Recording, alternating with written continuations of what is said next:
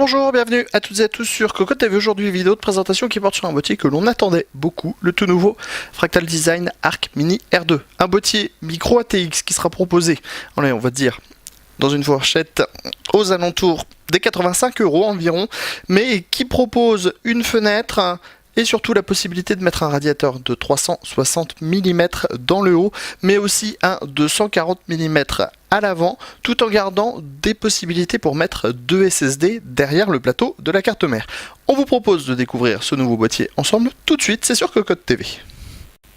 Nous voilà devant ce nouveau boîtier micro ATX Fractal Design qui reprend bien la forme de l'arc comme les autres arcs de Fractal Design. Sur la face avant, qui imite l'aluminium avec un plastique de bonne qualité, on trouve deux baies 5,25 pouces ainsi qu'une grande grille en mèche filtrée avec une mousse épaisse où on a le logo de la marque. Cette grille est amovible, cache deux emplacements en 120 mm. Le premier est occupé par un ventilateur, les emplacements sont totalement extrudés et on a donc une mousse épaisse à l'arrière. Sur le premier côté, on trouve une porte vitrée du plus bel effet, légèrement teintée marron. À l'arrière, on a deux passe-cloisons, un ventilateur de 120 mm, l'emplacement de la plaque qui oscille de la carte mère, 4 slots d'extension pour les cartes filles, un slot vertical, l'emplacement de l'alimentation dans le bas avec un pourtour moussé. Sous le boîtier, 4 pieds ronds, très épais au niveau du caoutchouc et un filtre complet qui recouvre l'emplacement additionnel en 120 mm ainsi que l'emplacement de l'alimentation.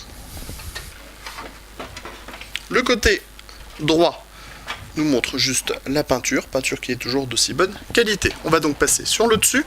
On commence avec, dans un premier temps, les prises additionnelles avec les entrées-sorties audio, le power on, le petit reset, les deux USB 3.0, le Reobus 5, 7, 12 volts et enfin, on a ici une grande grille qui cache un ventilateur de 140 mm qu'on va pouvoir découvrir, deux vis à main, on retire le tout, et on découvre l'emplacement en 140 mm, un second emplacement en 140 mm et trois emplacements en 120 mm et donc une possibilité de mettre un radiateur de water cooling en 360 mm. On se donne rendez-vous tout de suite à l'intérieur du boîtier. Comme nous sommes face à un boîtier de type micro ATX, vous allez le voir, le tour de l'intérieur va être très rapide. À l'avant, on a les deux baies 5,25 pouces. Elles sont amovibles car pour pouvoir mettre un radiateur de 360 mm, il faut se séparer des cages ODD. On a ensuite deux cages HDD. Elles sont également amovibles, celle du milieu, celle ici aussi. Pourquoi? Parce qu'on peut installer un radiateur de water cooling en 240 mm à l'avant. Donc si on enlève tout le pôle stockage, ODD, HDD, on pourra installer un 240 mm et un 360 mm dans le haut.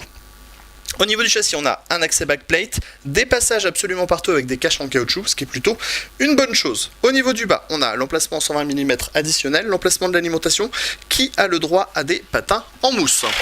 À l'arrière, un ventilateur de 120 mm, 4 slots d'extension montage par vis, un slot vertical. Dans le haut, on trouve le ventilateur de 140 mm et les emplacements en 140 mm additionnels ou les 3 fois 120 mm pour le radiateur de water cooling.